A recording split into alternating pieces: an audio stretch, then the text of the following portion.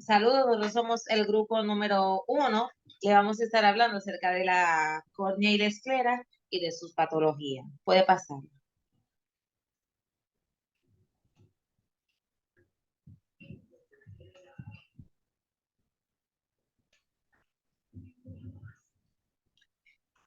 Mi nombre es Yomira Pérez y yo le voy a hablar acerca de la anatomía de la córnea. La córnea es la parte más anterior de la capa externa o fibrosa del ojo y esta va a proteger lo que son las estructuras intraoculares y también tiene una función refractaria a la luz. Es una lente cóncava y convexa en forma de cúpula. Es transparente, incolora y elástica. Cuando observamos un ojo de frente, solamente vamos a visualizar el color del iris y también la esclera que va a ser blanquecina. La córnea no la vamos a poder apreciar porque es transparente, pero es posible poder visualizarla por medio de la lámpara de hendidura. La córnea y el cristalino son los únicos tejidos del organismo que son transparentes y carecen de vasos sanguíneos.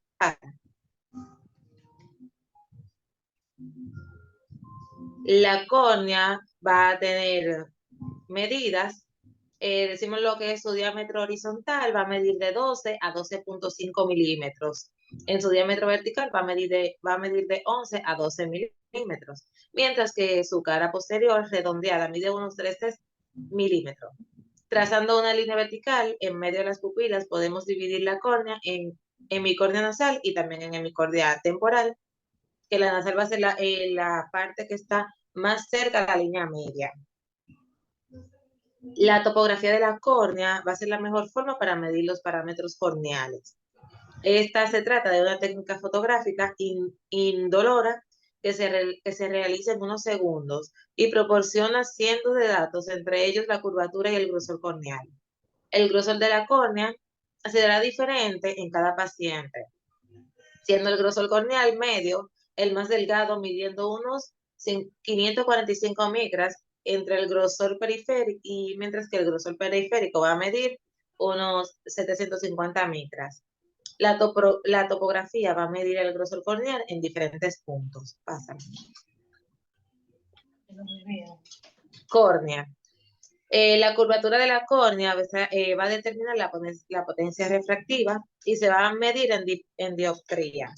La potencia media en el individuo es de 44 dioptrías. La córnea es la estructura con mayor poder de refracción en el ojo y va a ser parecida a una lentilla de mucha graduación, razón por la cual esta va a proporcionar o a representar el 70% del sistema óptico.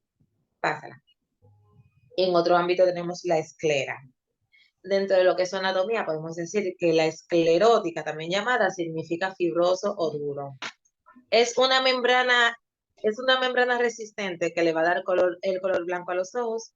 La esclera representa dos superficies y dos aberturas. En su superficie externa, que va a ser su primera superficie, en esa se van a insertar 6 músculos del ojo, que son los músculos recto superior, recto inferior, el recto medial, el recto lateral, los músculos oblicuo inferior y el oblicuo superior. Y dentro de lo que es la esclera también va a estar la fascia orbitoocular. Pasa. La superficie interna está en relación con la coroides, que va a ser la túnica vascular que va a nutrir el ojo. La abertura anterior está destinada a recibir a la córnea y la unión entre esta va a formar un pequeño surco conocido como el surco esclerocorneal o limbo de la córnea. La abertura posterior está cubierta, esta abertura da paso al nervio óptico y a la base central de la retina. Pásala. Dentro de lo que son su vascularización e inervación, la esclera va a estar irrigada por 3 arterias importantes, que son las arterias ciliares posteriores cortas, las posteriores largas y las ciliares anteriores. Su drenaje venoso va a estar dado por las venas ciliares anteriores y las venas de la coroides. Su inervación está a cargo de los nervios ciliares largos y cortos. Pasa. Hasta aquí mi presentación, lo dejo con mi compañera María Guadalupe. Buenas noches, soy María y le voy a estar hablando sobre la fisiología de la esclera y la córnea. La esclera es la capa fibrosa externa del globo ocular, formada por dos partes importantes, que es la córnea y la esclera. La esclera también es conocida como esclerótica, constituye la parte posterior blanquecina y opaca de esta capa externa. Su función principal es proteger el contenido interno del ojo humano y proporcionarle la integridad estructural. Está compuesta por la conjuntiva y se continúa por delante con la córnea y por detrás por la vaina dural que revierte el nervio óptico. La estructura corneal. La córnea es la porción anterior transparente de la capa externa fibrosa del globo ocular. Se proyecta desde la esclerótica en el limbo escleral. La capa de la córnea, en la superficie profunda está lo que es el epitelio superficial de la córnea, que es la capa más extensa, la membrana de Bowman, que está situado debajo del epitelio, y el estroma corneal, que está compuesto por fibras de colágeno, y proteoglicano. También está lo que es la membrana de Senmek, que está ubicada en la parte posterior, el epitelio, que es la capa más interna, responsable de mantener la transferencia de la córnea. Como vemos aquí en esta figura que está en la parte derecha, podemos ver las capas de la córnea, como van en sus estructuras. Ahora le voy a hablar sobre la función de la córnea. La función de la córnea tiene como función barrera protectora, ya que esta protege la estructura del ojo contra bacterias e infecciones. También está la superficie refractiva anterior, que contribuye a la potencia óptica del ojo al refractar parcialmente la luz antes de llegar al cristalino. Esta visión, eso evita visión borrosa o desenfocada.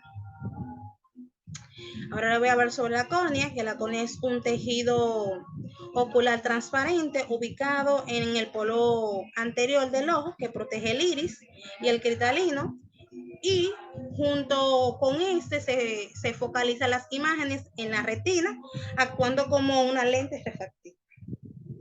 Las funciones de la córnea son protección del ojo, protegiéndolo del polvo, los gérmenes y otros agentes, que también controla lo que es el enfoque y la entrada de la luz en el ojo.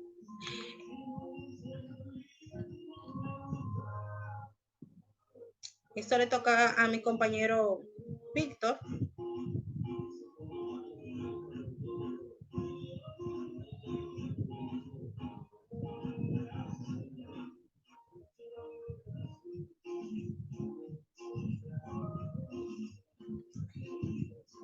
Ahora lo dejo con mi compañera Elizabeth Valdés.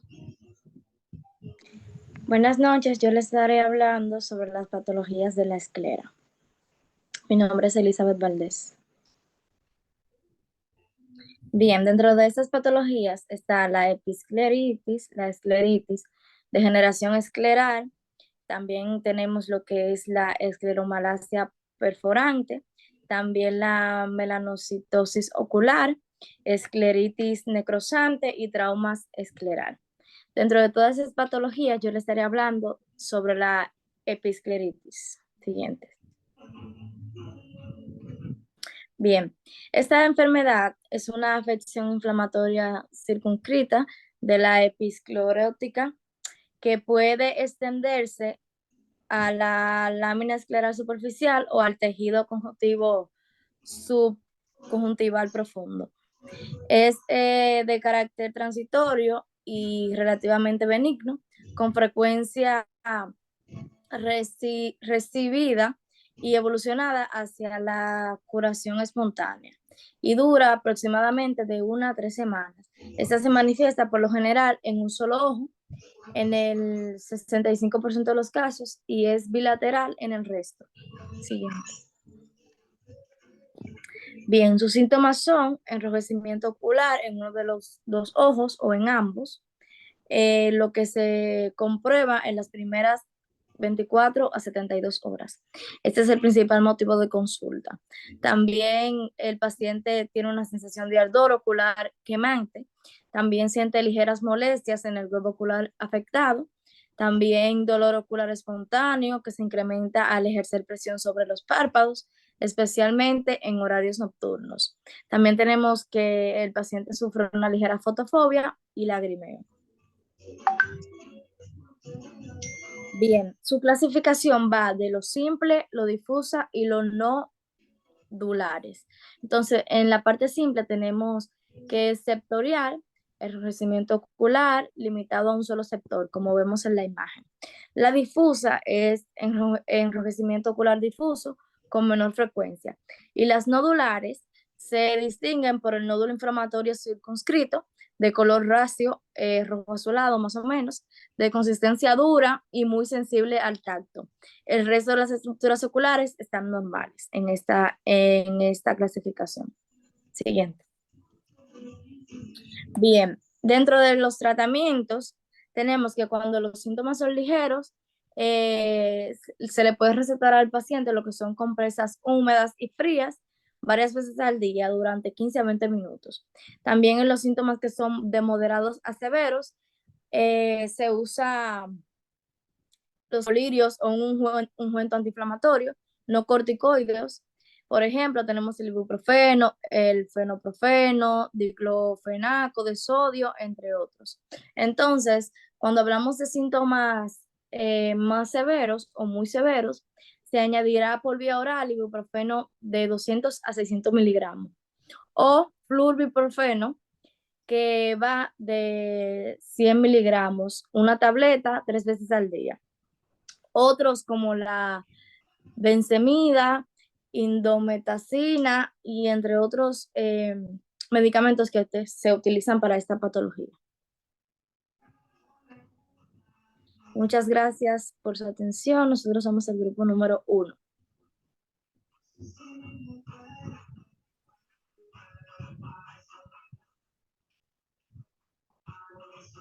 Vamos a estar hablando de lo que es la córnea, las patologías que se van a encontrar en esta, y este tema que están viendo aquí en pantalla no lo voy a mencionar porque ya mis compañeros han hablado de él previamente.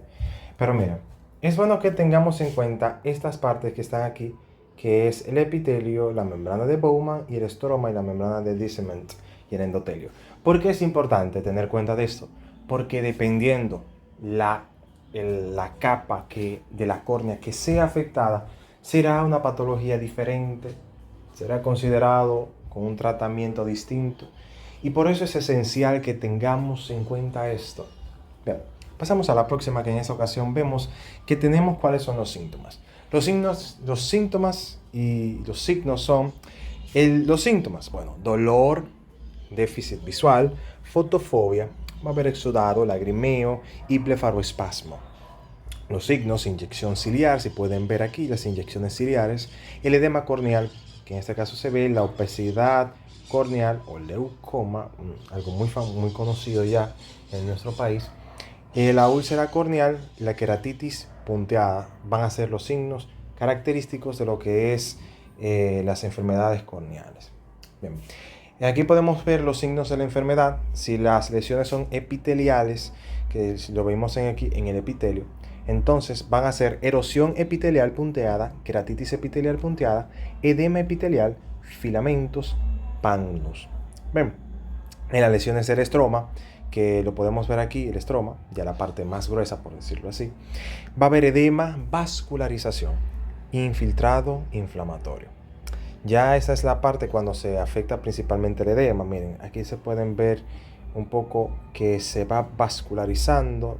Miren, aquí la vascularización, que es típico de estas enfermedades, y lesión de la membrana de Descemet. Va a haber una rotura o pliegues.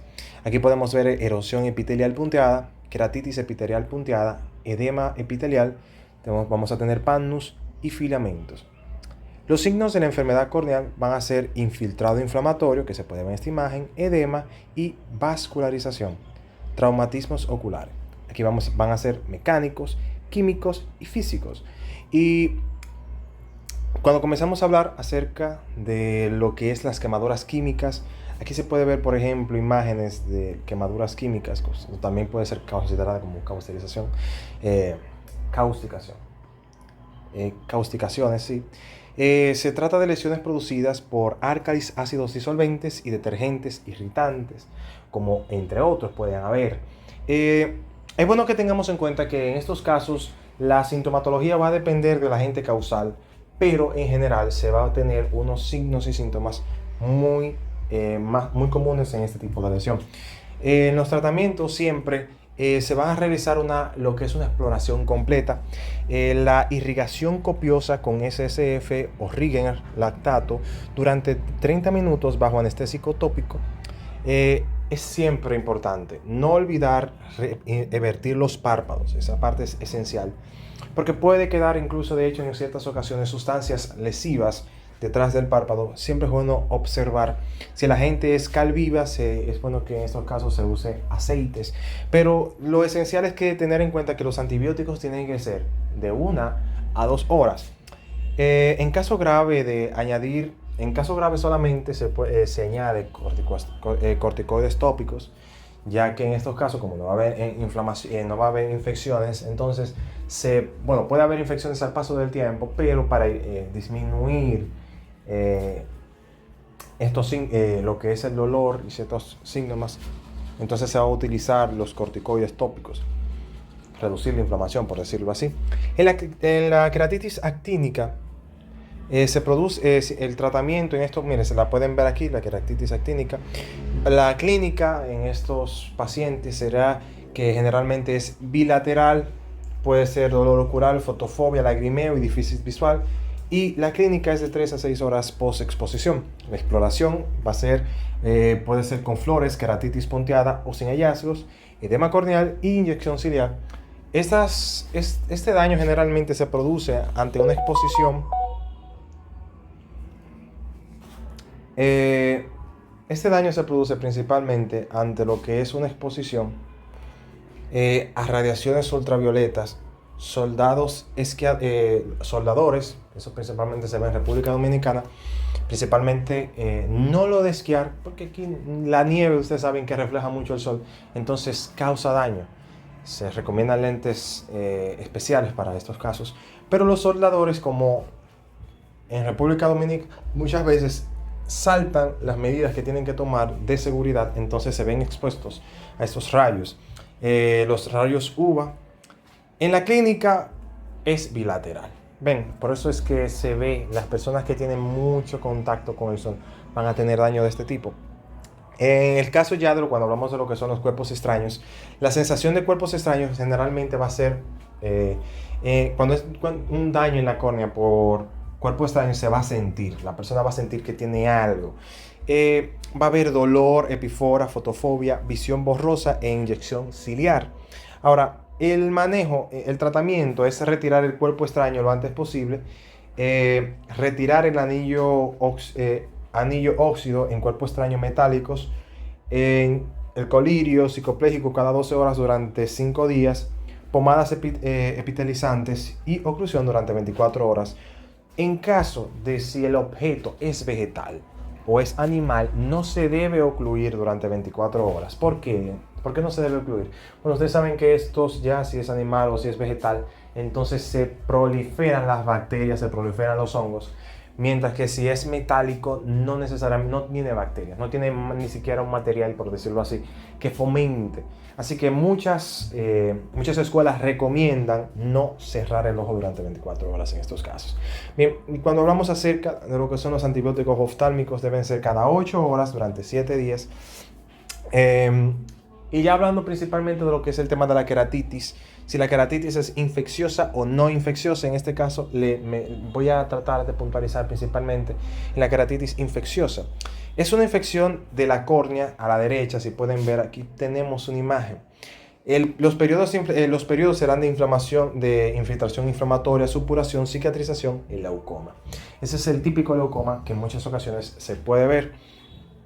Es una infección de la córnea, se presenta como un ojo rojo doloroso y alteraciones en la agudeza visual.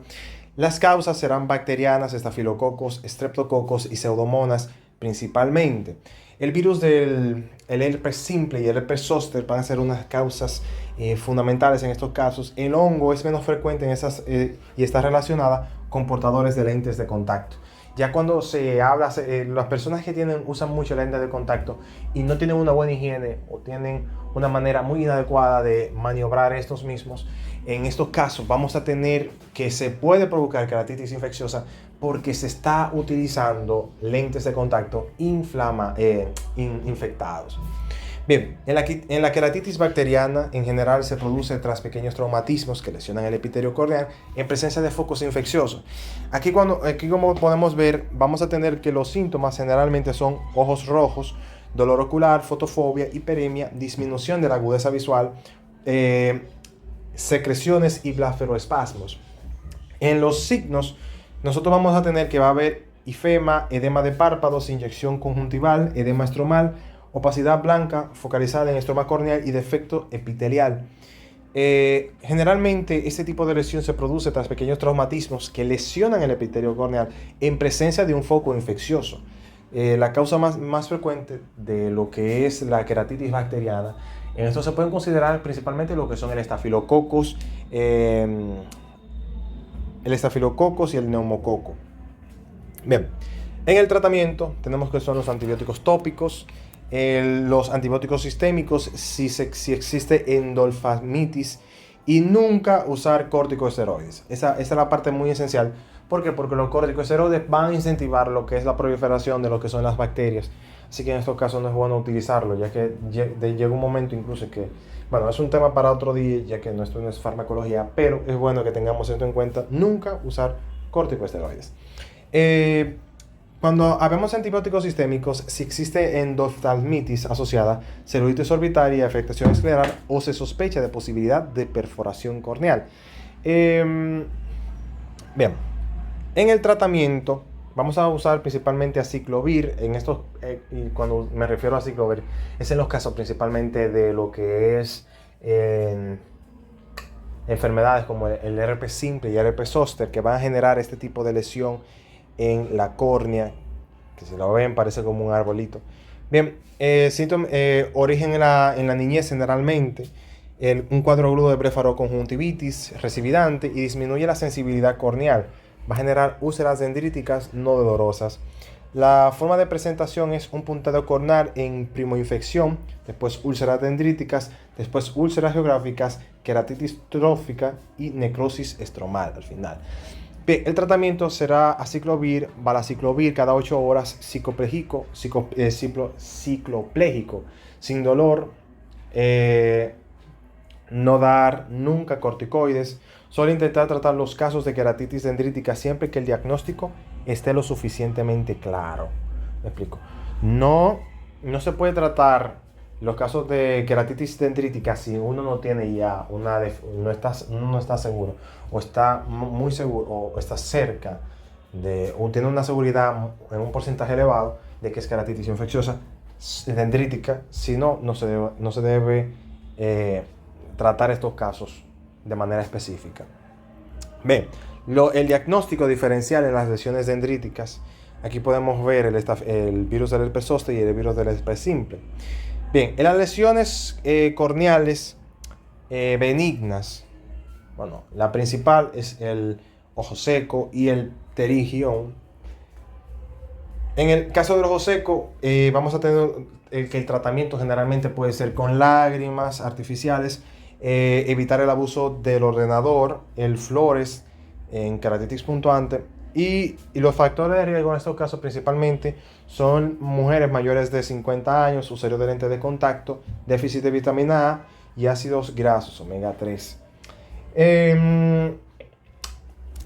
También pacientes que consumen poco betacaroteno van a tener ya que ustedes saben que el betacaroteno es un provitamina A. Ahora, también tenemos lo que son los síntomas que son molestias, escozor, quemazón, ardor, sensación de sequedad y arenillas, visión borrosa y fluctuación de la agudeza visual.